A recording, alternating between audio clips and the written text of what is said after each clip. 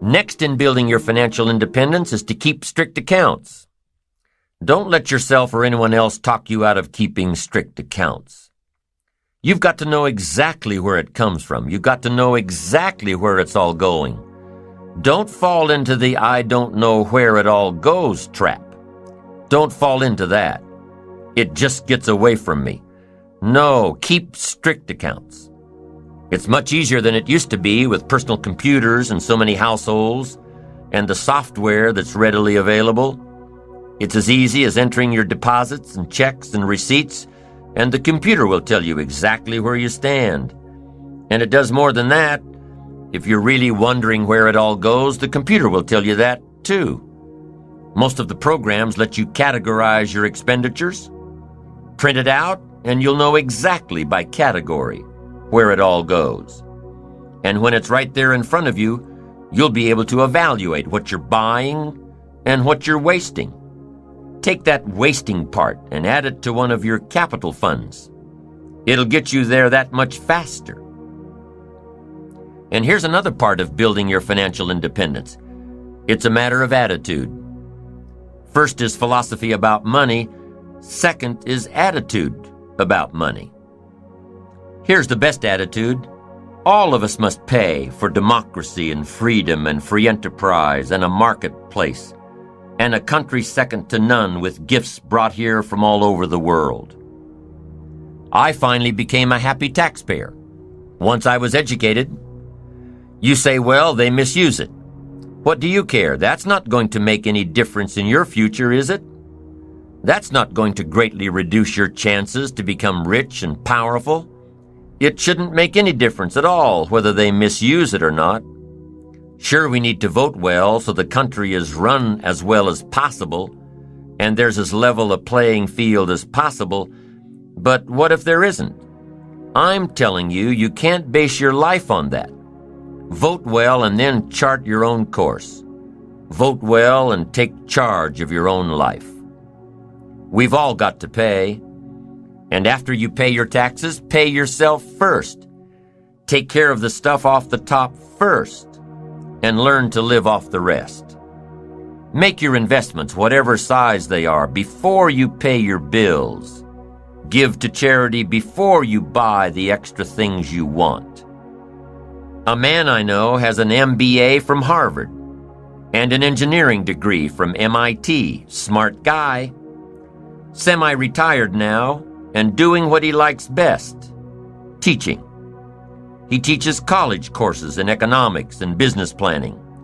But when he teaches economics, he also teaches personal economics. This is what he starts his classes with.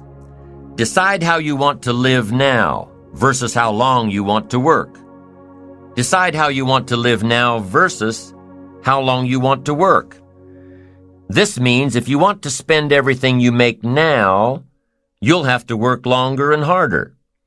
If you spend everything you make now, you'll have no choice but to work longer and harder. But if you start investing in your financial future now, you'll have the choice between retiring early or traveling more or continuing your career or starting a new career later in life. Once again, it all comes down to choices. Think tomorrow today and live better tomorrow. Here's the next thing to think of when you're planning your economic future. Be careful with your credit cards. Selling money is big business. You probably get invitations in the mail to sign up for a new credit card a couple of times a month. Having some credit cards is important, especially if you travel. It's safer than cash. It's easier to track than cash. But be careful. I know that's hard. When you buy something with a little piece of plastic, you don't feel the effect until you get the bill. So make sure that whatever you buy, you're still happy with your purchase after you get the bill. And be careful with credit. It's the easiest way to get into debt. Go into debt strategically, not habitually. If your business is high risk, if you're an entrepreneur whose career requires a great deal of risk and a great deal of strategic debt, keep the debt in your business and out of your personal life. I know this one's hard too, because for most entrepreneurs looking for capital, the lender requires you guarantee the debt personally. So plan your debt just as you plan your fortune. Here's another point to remember in becoming financially independent. It's hard to get rich fast. It's easy to get rich slowly. It doesn't happen overnight. With conservative investments, it takes a while. It takes discipline to keep adding value to your future. A little every month, a little every month, a little every month. It takes time to build your fortune, your financial independence. There's a saying about investing, time, not timing. The saying says time, it takes time. Now, if playing the stock market is what you do, then you know that timing is a whole other ball game. But for the average person, it's time. A study was done a while back that analyzed stock market investments. The study took two scenarios into consideration. The first one took place over 40 years. In the first scenario, stocks were bought at the very worst possible time and sold at the very worst possible time. Bought high and sold low. And after 40 years, the average return was around 10%. Scenario 1 dealt with time. Now in the second scenario, stocks were analyzed over a 10-year period. The second scenario dealt with timing.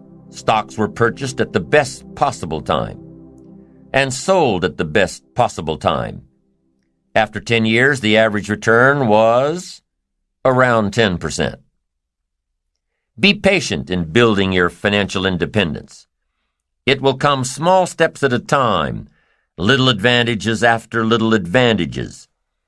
It's hard to be patient, but it's just like building your ambition and achieving your goals. It happens one step at a time. And what if patience has nothing to do with building financial independence?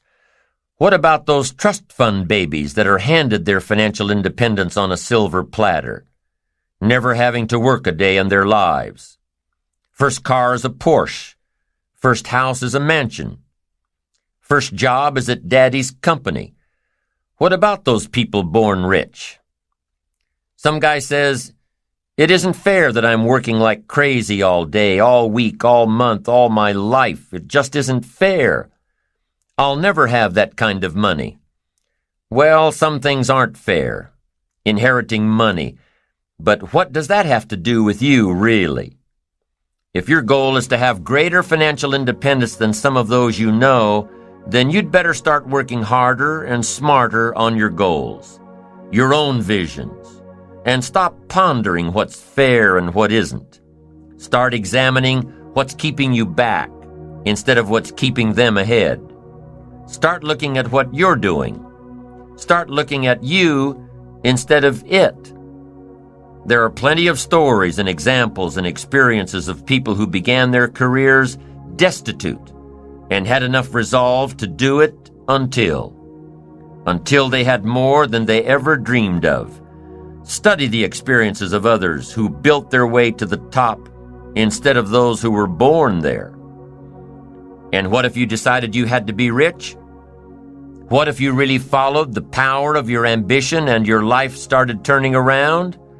Well, aside from getting on the right track, increasing your earning potential, decreasing the percent you spend, increasing the percent you save, invest, give away, aside from all the benefits of achieving, there will also come some disappointments.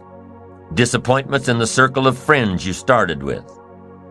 One of the disappointments that come from achieving all you can be is in the people who choose to remain right where they are.